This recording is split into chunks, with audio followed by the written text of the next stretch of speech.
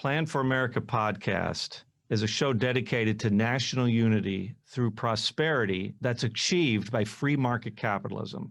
We believe that a rising tide does lift all boats. This show will be positive, solution-oriented, and nonpartisan. Our only agenda is for the prosperity of our country and her people. All are welcome here. This show will not be argumentative or incendiary, sensational, or polarizing and divisive. What we are presenting is a positive solution to one of America's greatest problems.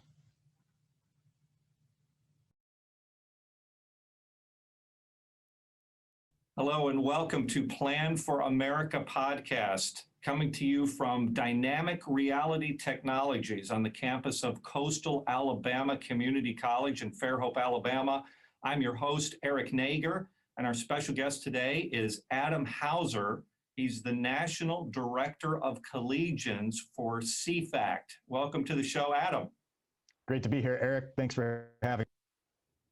It's our pleasure. And if you could please tell our listening and viewing audience, what is CFACT? What does that stand for? And about your organization and your background too. Absolutely. So CFACT stands for Committee for a Constructive Tomorrow. So that's CFACT, CFACT. We were founded in 1985 by our co-founders, David Rothbard and Craig Rucker. And their intention in founding CFACT was to create an organization that is focused on both environmental stewardship and human prosperity, and that advances those goals from a more of a dual holistic perspective, as opposed to the more modern environmental movement that has unfortunately become more mainstream today, which is environment first and everything else, including human interests, second, third, fourth, or fifth. So that's what we're all about. We cover a lot of issues that discuss that. My role as the Director of Collegians is to mobilize students and organize outreach to college campuses and universities on those issues, help students get engaged in the issues they're probably not hearing about at their college campuses in their classrooms or from their professors, or maybe even hearing things that are directly false, and try to counteract that and get them going on the side of facts and truth and fighting for liberty and prosperity on those issues. I got involved with CFACT about 6 years ago now. Prior to that, I was involved in New Jersey, a New Jersey native, Jersey Shore, and I was involved in the New Jersey State Legislature for a couple of years, staffing State Senator Anthony R. Bucco, who was a great legislator for the state of New Jersey for many years. So that's a little bit of my background and what CFACT's all about. All right. Well, that sounds like an ambitious agenda you have. What are some of the specific initiatives your organization is undertaking right now? Sure. So CFACT is a 501c3 nonprofit organization. So we're not sponsoring specific pieces of legislation or candidates or anything like that. We're about the issues that we think are important to Americans and important to the environment, important to the world. And so that covers many issues, including climate change, sustainability, property rights, food and farming, water quality, recycling, prosperity, you name it. If it has to do with energy and the environment and human flourishing, we cover it. So some of the programs we have are obviously the Collegians program, which I help direct, which we talk about these issues to college campuses, where we'll do many things with the students. We'll try to organize speakers on campus. We've had speakers like Ron Paul, Dr. Roy Spencer, Ben Shapiro, Dinesh D'Souza, among others, to talk to the students about important issues. We'll organize litter cleanups and hikes because we want to show that conservatives, libertarians, those to the center right of students, they actually care about the environment and they put their words into action, right? So they actually walk the walk instead of just sit in a classroom and yell about how the environment's important, like maybe some of their counterparts on the left. And finally, we'll help them tour things like oil rigs and recycling centers and manufacturing plants and even solar facilities or things like that, to get them a firsthand look as to how energy is produced, how we manage our waste and things of that nature. So that's what we do on the collegian side. And in addition to that, we have programs where we attend every United Nations climate change summit around the world to sort of be a watchdog there of what's going on. We have a stewardship and action program where we fund initiatives to try to both sponsor environmental stewardship, but also human flourishing around the world. So that could be, I'd say the most recent one that we've been working on is a project in Africa where some of our conservationists go out and they'll install these flashing lights on what livestock pens to keep lions away, because there's been an increase in lion and human conflict there. And so it's kind of a free market solution to that. So, and of course we do the typical Washington, DC think tank things like white papers and articles, and we're on Capitol Hill. So without going on for too long, that's a little snapshot into everything we do. That's great. And if someone wanted to go to your website and learn more about what you're doing, what's a good contact there? Absolutely. So if you want to get more involved with the committee side of things, which is the international development, Capitol Hill things, climate change summits, they could go to cfact.org, CFACT.org. Okay. If they wanted to get more involved with the collegiate side, they could go to cfactcampus.org, and you can find all the contact information and the appropriate emails there. All right, thank you. And it sounds like your organization can play a constructive role in what's going on in the climate and energy debate in this nation right now. What's kind of the lay of the land as you see it? I'm sure you're much closer to this issue than I am. What's kind of the lay of the land? You hear things in the media. Where are we in terms of the sides? How far apart are we? What is common middle ground we can agree on? What are some concrete examples of some things that can be done? Yeah, well, I mean, the lay of the land right now is that leftists are really in control at every level of government, maybe except for the Senate, which is split 50-50. Okay. And you could say that in terms of the bureaucracy, which probably has the most control over your day-to-day life, as to how you can farm, how you get your energy, how you build your house, things like that, through the EPA, the Department of the Interior. Those are all run by people with very extreme leftist views right now as a part of the Biden administration. And they have this belief that we are causing an existential crisis on our environment and our climate simply really by existing and living our daily lives, driving your SUV, eating red meat, using your thermostat.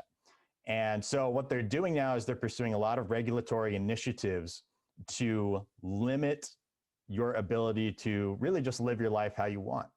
And some specific examples of that would be that the Biden administration is pursuing something called a 30 by 30 plan, where they are trying to really, with the United Nations, cooperate by separating 30% of the United States land and water from any sort of use at all. Now, it might sound good, but the federal government already owns close to 60 or 80% of all of our Western states in the land and things like that. And so it's a really disturbing, I'd say, abuse of federal power on the environmental issues there. That's just one glimpse of some of the things the Biden administration are doing.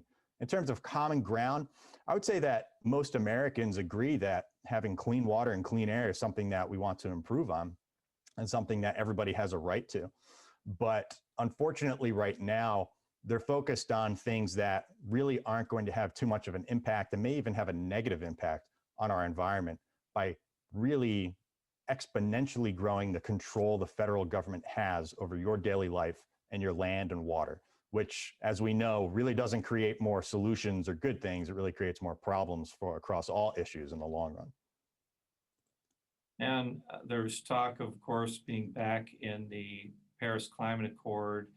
And I was just reading yesterday that China's kind of dialing back on their promises to curb emissions because, growth is their first priority. And therefore, if they're not on board with any of these initiatives, it seems that any impact the United States would have, even in concert with Europe, would be somewhat limited in effect. Is that your opinion? Yes, it's my opinion, and it's also fact, where even John Kerry, Joe Biden's climate envoy, now back in 2015, famously said to the United Nations that if all of the industrialized nations' emissions go down to zero tomorrow, the fact is it won't matter, because 65% of the world's emissions at that time came from the developing world. And so when you have the Biden administration and other bureaucrats and people in power really doing things to make your daily life harder and to make the life, particularly of those who are at the lowest end of the economic ladder, harder with higher energy prices, and you see inflation going up like crazy for common goods and services, with their climate, energy, and environment policies, you have to wonder, why are we inflicting all of this pain on Americans if what we do, like John Kerry said, isn't going to have any impact on the climate unless everyone is supposedly doing something? And now, we could push back on whether it's going to have any impact, even if everybody in the world is cooperating. But based off their own words, you're exactly right. And so China, like you said, they're going full steam ahead on building basically a coal plant almost every month, I think is what the statistic is. Something like that, yeah.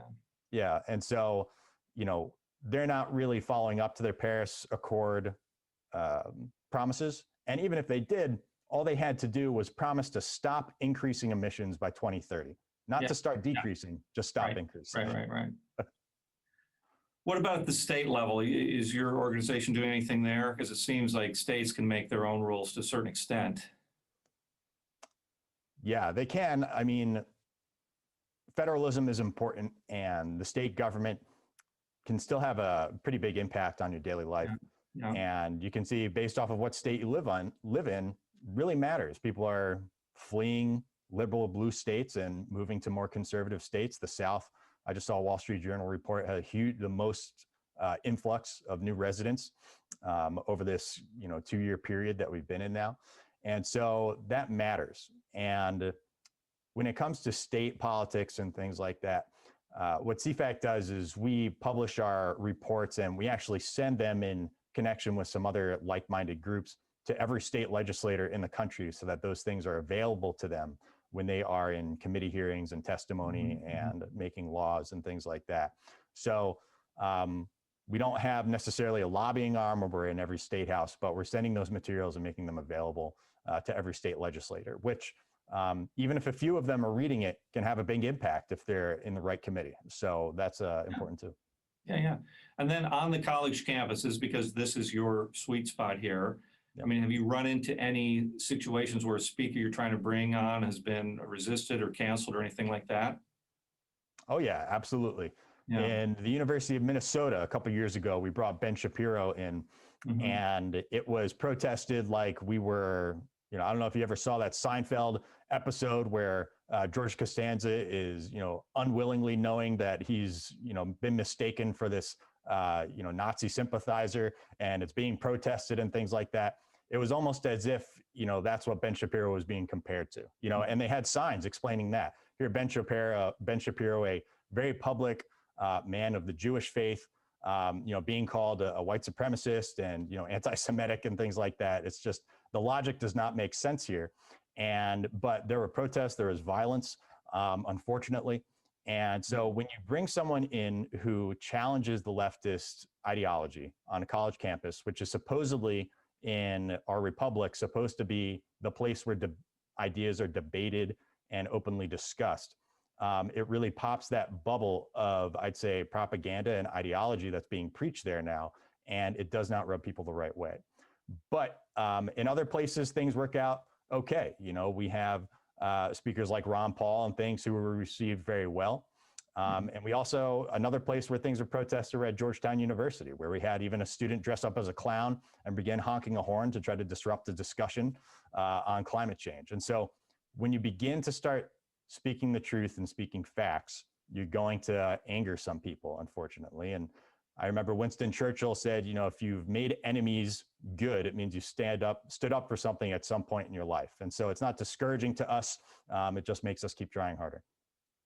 Right. But at the same time, hopefully we can find some common ground, agree on some facts, and come to some understanding here of how we can collectively tackle the issues in front of us. Anyway, appreciate your efforts in that regard. We're going to take a break here. We'll be right back with Adam Hauser on Plan for America podcast. If you like what you're hearing and want to learn more about Plan for America, visit our website at www.planforamerica.us. There's an extensive Q&A section there, and if you don't see a question you have, then please ask us by email. You can order our book, Plan for America: How to Place the American Dream on a Sure Foundation Forever. That can be found on Amazon.com. You can like us on Facebook, and if you really like what you're hearing, you're welcome to contribute through our website. Plan for America is a nonprofit 501c3 organization, and all contributions are tax deductible. All right, and we're back on Plan for America podcast. I'm your host, Eric Nager. Our guest today, Adam Hauser. He's the national director of collegians for CFACT, and you're based in DC, is that correct? That's correct. Based in DC, and it's an environmental group that is trying to get the word out that libertarians and conservatives also care about clean air and water. So hopefully your efforts will succeed in finding some common ground. I want to pivot here, this part of the show, to Plan for America, because we are particularly interested in the opinions of young people about our plan. It's our belief that prosperity in this country is necessary for whatever comes our way, whether it's in the form of an adversary or in the form of another country, or if it has to relate to climate or environmental changes. It's kind of our feeling that prosperity will equip us to be able to handle whatever comes our way, just relying on natural American ingenuity, and as we have through many challenges in the past. So in order to have prosperity, we have to get out of our crushing national debt. And when I talk to young people, there's no confidence in the current Social Security system. There's no belief that Social Security will be there when they are ready to retire. They don't think they're going to get a dime for it. So what is effectively happening right now with Social Security is kind of like a Ponzi scheme, in the sense that the young generation is paying the benefits of the retirees right now, and there'll be nothing left for them when the time comes. So something has to change with our entitlements. You've had a chance to look at Plan for America. What are some of your insights, or how does it strike you as you look at it? Yeah, I appreciate the opportunity to talk about it. I really like when you say that something has to change. And as a slightly young person myself, getting a little bit older each day, I don't have a lot of confidence in Social Security being there for when my wife and I want to retire either, and I wish I did. The intention is good, but as we know that, the road to hell is paved with good intentions.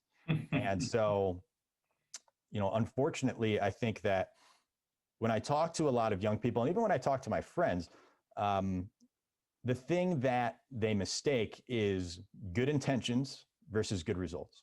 And I think that is the real sticking point in the difference between those who might lean conservative and those who might lean towards the left.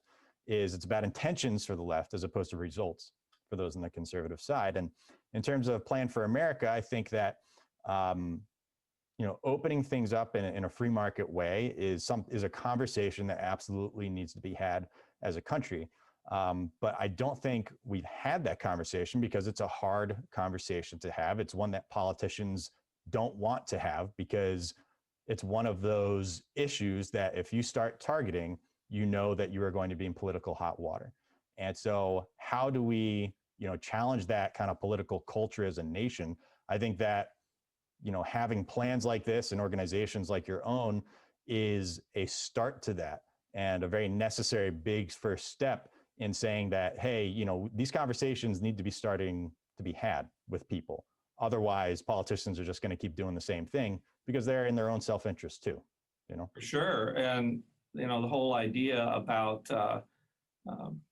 not being there for some people in the future. I mean, what we tried to devise, because there are going to be objections, right, from one side or another if the current system's changed, and all the plans we've seen basically just tweak the current system. They don't fundamentally change anything. If you just raise retirement age or means test, you're really just kicking the can down the road. So what our thought was, in coming up with this plan, how can we create more goodies for everyone? So there really isn't going to be an objection, because if you allow market forces with a guaranteed minimum return backed by this plan, then you're going to get better returns in Social Security. You're going to have more innovative healthcare if it pays for whatever you want it to pay for. And we think that's the way to go. It's easier said than done, but that's the approach we tried to take, was to create more goodies for everyone. And there's some things, and it's a nonpartisan idea. I mean, there are ideas here that we think true liberals would really like the healthcare is effectively a single payer healthcare, for example. That's one thing they want. This will benefit the low end of the prosperity pool, for example. Poor people will have a more secure retirement, a more secure healthcare than they have today. That's something that I think those on the left side of the aisle would like, and there's things that conservatives would like too. So this is not designed as a partisan thing. It's hopefully will bless everyone. Sure. And I think that when I think about reforming the Social Security system and thinking about your plan in particular, the part I like about it is hey, freedom works. Is that our founders knew that. Some of the best presidents and statesmen that we've had in the past have known that freedom works, and we've instituted certain reforms.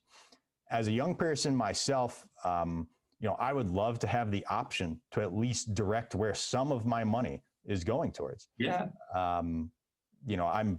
We're all forced to pay into it. And, some people might conflate that with, oh, so you don't want to help the least fortunate. Like, no, that's not what it is at all. I think that the government does just a terrible job at helping the least fortunate. And that's not to say that people haven't been helped by food stamps or by other programs that I think we should have a safety net. But the idea that it should be this national overarching thing that impacts every single person and everyone's forced to put into it, and with the promise, like you said, the Ponzi scheme of, hey, you'll have something for yourself after all your hard work of paying into it, which we know just really isn't true right now. So I almost wish, hey, if you're going to create a system like this where I'm forced to pay into it, I'm not going to see anything from it, at least just say, be honest with me and say, hey, this is just for seniors right now. You're not going to see a dime, right? But that's not how government works. Right. It's not. And I think most people of your generation and younger would say, I would love to get 15.3% of the payroll taxes I'm paying diverted into an account, a private account in my name. And there are no investment choices that have to be made. I mean, it's automatically invested in an all U.S. domiciled total market index. So those choices are already set. And then every American has a stake in the prosperity of corporate America, because they're working for you. The Wall Street so-called fat cats are working for the little guy.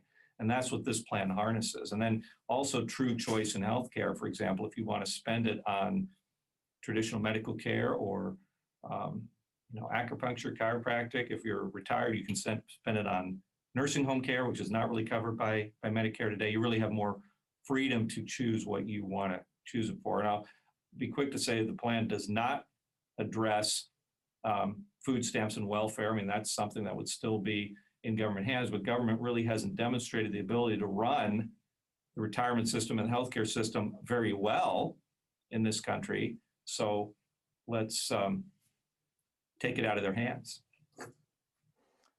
Yeah.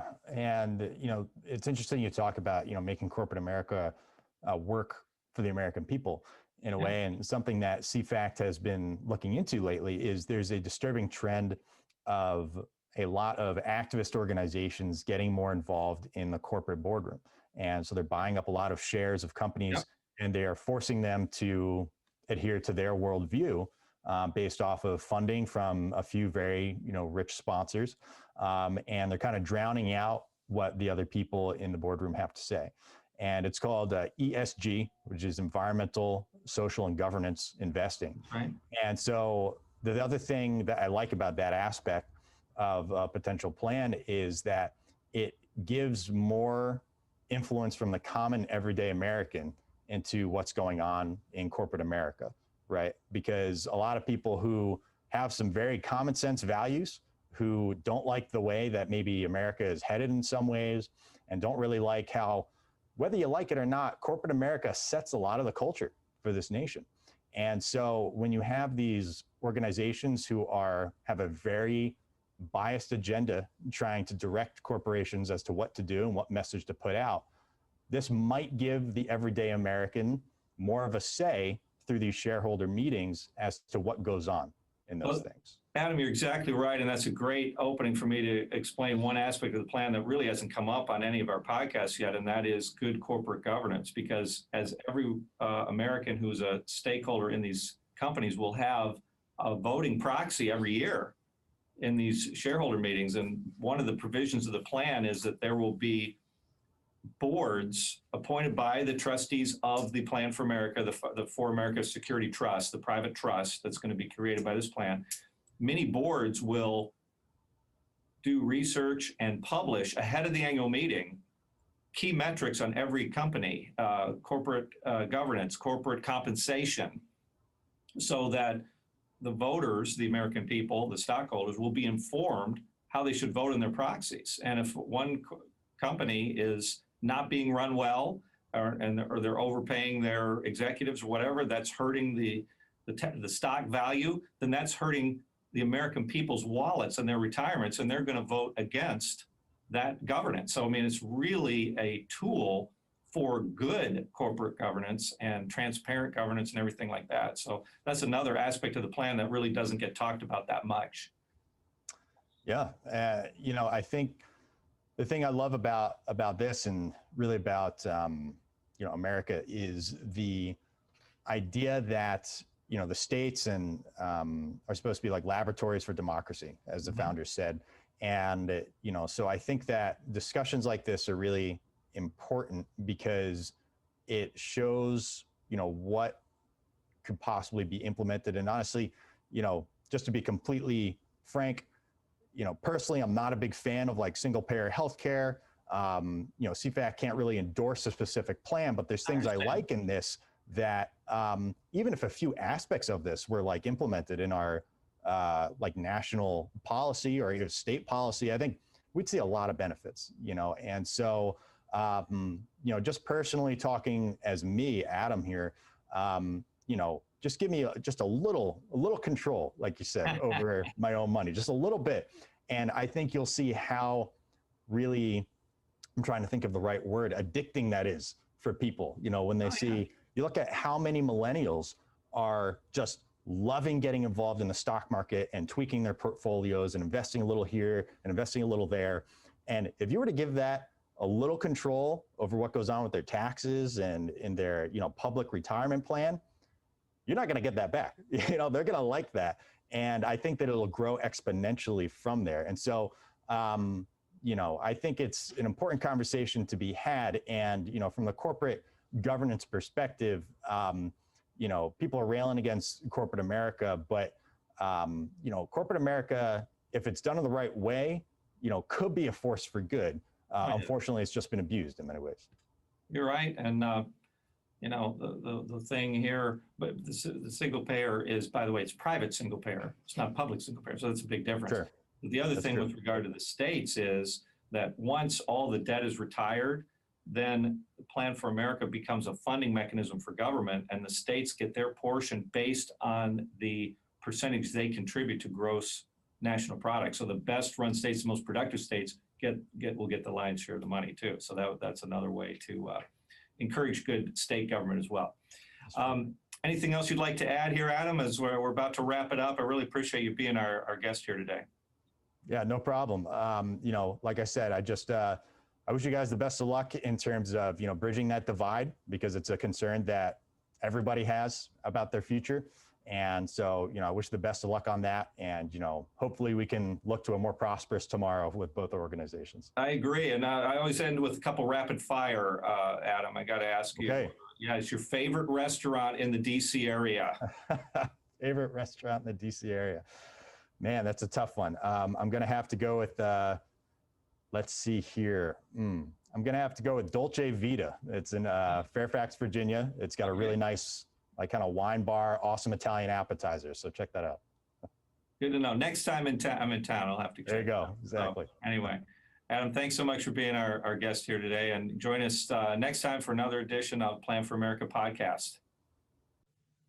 If you like what you're hearing and want to learn more about Plan for America, visit our website at www.planforamerica.us.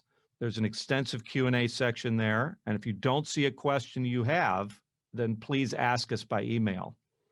You can order our book, Plan for America: How to Place the American Dream on a Sure Foundation Forever. That can be found on Amazon.com. You can like us on Facebook.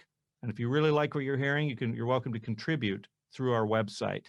Plan for America is a nonprofit 501c3 organization, and all contributions are tax deductible.